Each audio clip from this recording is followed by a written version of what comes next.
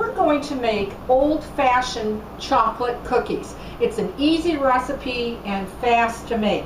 First, start off with a small bowl, and in that bowl you're going to put 2 cups of sifted all-purpose flour into that. You're going to put a ½ teaspoon of baking soda into your flour. You're going to put a pinch of salt. And then just set that bowl aside for the moment. Now go to a larger, medium to a large bowl that you're going to need, and you're going to start off with 1 stick of melted, cooled butter into your bowl. And you're going to use 6 tablespoons of baking cocoa, of course not hot cocoa that you use for drinks, but baking cocoa. That was 6 tablespoons, and 2 tablespoons of vegetable oil.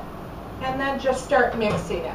Now you really, you can use a hand mixer if you want. I usually just do it by hand. And just combine that in your bowl together. Now you're going to actually put in those 2 tablespoons of vegetable oil that I just spoke about. And put that together. And that's making your unsweetened chocolate.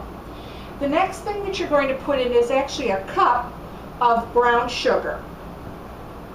So you want to break that in, break it up, and mix that all into the chocolate. And this is what it'll look like so far.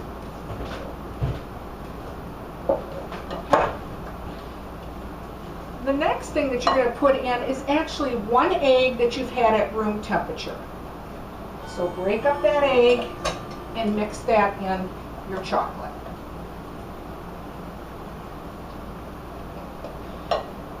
You're going to add 1 teaspoon of vanilla. And you're also going to need anywhere from 1/4 cup to 1/2 milk.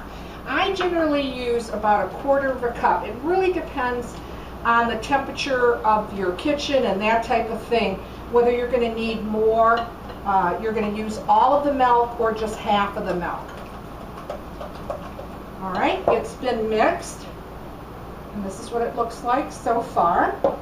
And now you're going to go to your flour mixture, which I just spooned everything together, and then just slowly put in your flour, get to the bottom of your bowl, work those sides in, and you're going to alternate with a little bit of your milk. You just put a little at a time because, like I said, you might not want to use all of your 1/4 or your 1/2 cup of milk. It really depends. So put a little bit more of my flour in, and then a little bit more of my milk, and just keep blending it. You don't want this cookie dough to become too thin with the milk, so that's why you're real cautious with the milk. And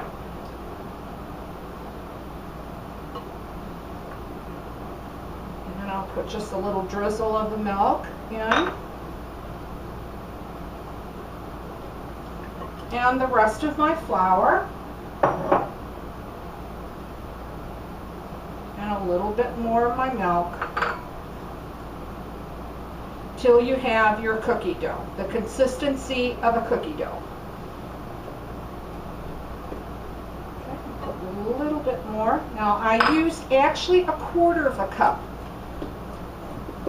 and I'll show you what that looks like. And there you have your cookie dough. Right? Just want to make sure I have all that flour in. Alrighty. Now you're going to need, of course, the cookie pan, cookie sheet, which I lightly sprayed with my oil spray. And you're going to use about a level tablespoon per cookie. And when you put it down, try to round out your cookies, because when they bake, you do want your cookies nice and round. Put these cookies anywhere from 2 to 3 inches apart, because they are going to spread, and you're going to bake them at 375, anywhere from 12 to 15 minutes. So start checking your ovens around 10 minutes or so. to make sure that when you touch the top of the cookie, it'll just lightly bounce back and your bottoms become out a golden brown. So we have them down on the cookie sheet, ready to go into the oven. And we'll set that aside for the moment. And I baked some ahead of time. Now this is what they're going to look like without the frosting. They're very light, very airy cookies. And what you want to do is actually dip them in chocolate. So I went ahead and took 6 ounces of milk chocolate bars, or if you prefer, you can use your chocolate chips and melt them. And I put 6 ounces of the milk chocolate, and I put 1 teaspoon of shortening, solid shortening. And then I just actually douse the cookie with the chocolate, take my spoon just to round it off all the way around, get that excess out of it. And you can put these in your refrigerator for maybe 10 or 15 minutes, or your freezer for about 5 minutes, and they'll set up. These are the ones that have already the chocolate that I put on them. They come out nice, large, and golden brown, and they really do taste great. You're going to get about 30 cookies out of this recipe.